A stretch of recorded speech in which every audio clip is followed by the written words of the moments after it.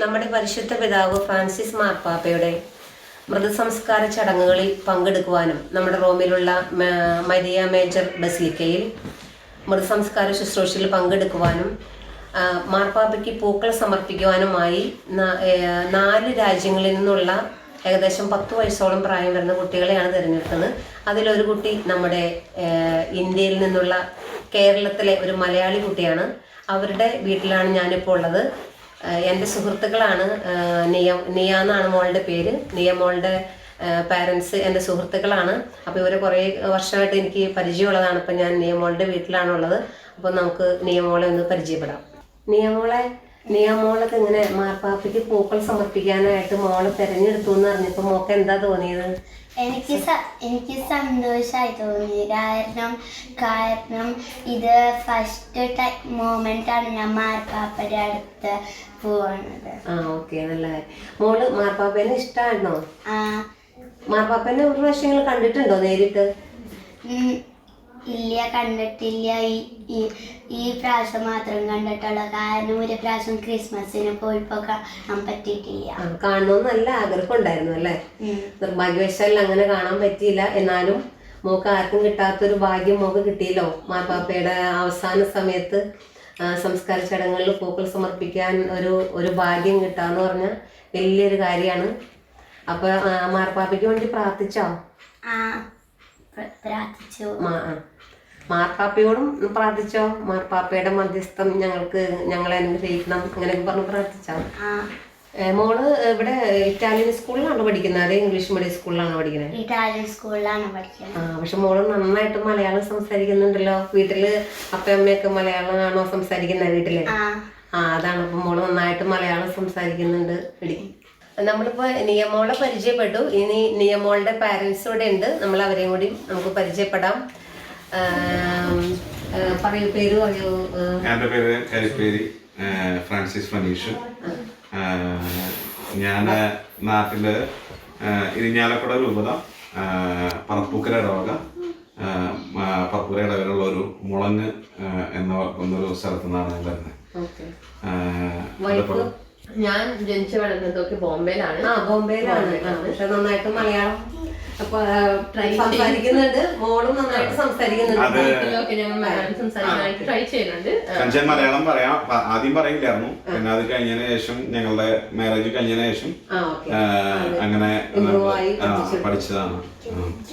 മോളെ ഇപ്പൊ മാർപ്പാപ്പയ്ക്ക് പൂക്കൾ സമർപ്പിക്കാനായിട്ട് മോളെ സെലക്ട് ആയത് എങ്ങനെയായിരുന്നു? സെലക്ട് ആയത്, അതായത് ഞങ്ങൾക്ക് ഒരിക്കലും ഇങ്ങനെ ഒരു കാര്യത്തിനെ കുറിച്ച് പ്രതീക്ഷയൊന്നുമില്ല.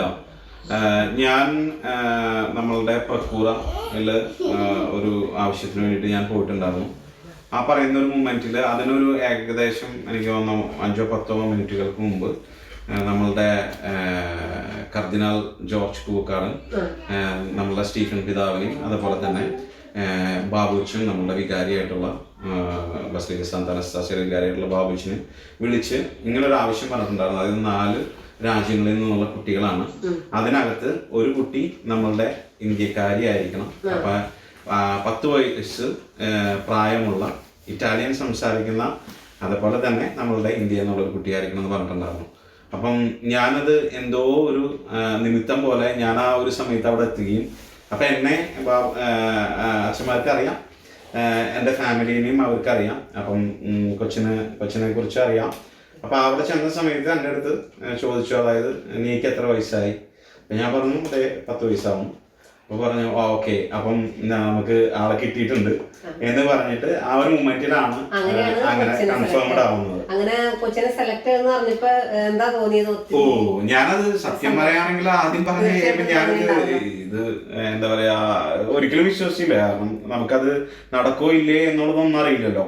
പിന്നെ അച്ഛന്മാരും വിളിക്കും എന്നാണ് പറഞ്ഞത്. അതായത് അവിടെ നിന്ന് വത്തിക്കാനിൽ നിന്ന് നമ്മളെ വിളിക്കും എന്നാണ് പറഞ്ഞത്. പക്ഷെ ഞാൻ വൈകിട്ട് വരെ ആരും വിളിച്ചില്ല. കാരണം ഞാൻ വൈകുന്നേരം മാർപ്പാപ്പയുടെ സെന്റ് പീറ്ററിൽ പോയിട്ടുണ്ടായിരുന്നു. അപ്പൊ ആ ഒരു സമയത്തും എന്നെ വിളിച്ചിട്ടില്ല. അപ്പം ഞാൻ കൊച്ചിനൊരു ഡ്രസ്സ്, അതിന്റെ നമുക്ക് എന്തെങ്കിലും ഡ്രസ് കോഡ് ഉണ്ടോ, അതുപോലെ തന്നെ കൊച്ചിന് എന്തെങ്കിലും ഡ്രസ് ഒന്നുമില്ല. അപ്പൊ നമുക്ക് അങ്ങനെ സാധാരണ ഒരു ഫ്യൂണറലിനെ സംബന്ധിക്കാൻ പറ്റുന്ന തരത്തിലുള്ള ഒരു ഡ്രസ് ഒന്നും ഇല്ലായിരുന്നു. പക്ഷെ ഞാൻ എനിവേ ഞാൻ ഒരു 8 മണിയായപ്പോ അതായത് കാരണം കൺസേൺ വിളിച്ചുകൊണ്ടിരിക്കുന്നുണ്ടായിരുന്നു എന്തെങ്കിലും മേടിക്കണ്ടേ. ഞാൻ പറഞ്ഞു എനിക്കറിയില്ല, ഇതുവരെയായിട്ടൊന്നും ആരും വിളിച്ച് കൺഫർമേഷൻ തന്നിട്ടില്ല. പക്ഷെ ഒരു 8:30 ഞാൻ നേരെ പോയിട്ട് ഒരു ഡ്രസ്സ് മേടിച്ചു കൊണ്ടുവന്നിട്ടുണ്ടായിരുന്നു. അത് കഴിഞ്ഞ് ഏകദേശം ഒരു 11 മണിക്കാണ് നമ്മളുടെ ഡോൺ ഇവാൻ എന്ന് പറഞ്ഞിട്ട് ഒരു മോൺസിഞ്ഞോർ ഡോൺ ഇവാൻ നമ്മൾ വിളിക്കുന്നത്, വത്തിക്കാനിൽ നിന്ന് വിളിക്കുന്നത്. അപ്പം ആള് പറഞ്ഞു അതായത് നാളെ രാവിലെ കൊച്ചിനെ കൊണ്ടുവരണം, 11 മണിക്ക് ബസിലിക്ക സാന്ത മരിയ മജോറയിൽ എത്തണം എന്ന് പറഞ്ഞു. എന്തായാലും ഇത്രയും ഒരു വലിയൊരു ഭാഗ്യം നമ്മുടെ നീയ കുട്ടിക്ക് എന്തായാലും നമുക്ക് എല്ലാവർക്കും അഭിമാനിക്കാം. അത് ഒരു എന്താ പറയാ ഒരു ഭാഗ്യമായിട്ട് നമ്മൾ കരുതുവാണ്. ഒരു ദൈവാനുഗ്രഹം ഉണ്ട്, പ്രത്യേകിച്ച് ഫ്രാൻസിസ് പാപ്പയുടെ ഒരു അനുഗ്രഹം ഉണ്ടെന്നാണ് നമുക്കിപ്പോ ഇതൊക്കെ കാണുമ്പോൾ മനസ്സിലാവുന്നത്. തീർച്ചയായും. അതായത് എനിക്ക് തോന്നുന്നത് നീക്ക് ഇപ്പോഴും ഇതിന്റെ എന്താണ് ഞാൻ ചെയ്തതെന്നോ അതിനെ കുറിച്ചൊന്നും വലിയ ധാരണ ഇപ്പോഴും നീക്കില്ല, അതിന്റെ ഇമ്പോർട്ടൻസും അറിയില്ല. എങ്ങനെയാണ് മോള് വൈകുന്നേരം പ്രാർത്ഥിക്കാൻ അതിനൊക്കെ? അവൾക്ക് ഭയങ്കര ഇഷ്ടമാണ്, പ്രാർത്ഥിക്കാൻ ഭയങ്കര ഇഷ്ടമാണ്. അവളും അപ്പച്ചനും കൂടിയിട്ടാണ് മെയിൻ ആയിട്ട് പ്രാർത്ഥന ലീഡ് ചെയ്യുന്ന കാര്യങ്ങളൊക്കെ ചെയ്യുന്നത്. അതെ, അപ്പം അവൾ ഇവിടെ കാറ്റഗിസിന് പോകുന്നുണ്ട്. അപ്പൊ നമ്മുടെ ഇവിടെ മലയാളത്തിലാണ് നമ്മുടെ കാറ്റഗിസ് നമ്മുടെ പള്ളിയിൽ ഇതെടുക്കുന്നത്.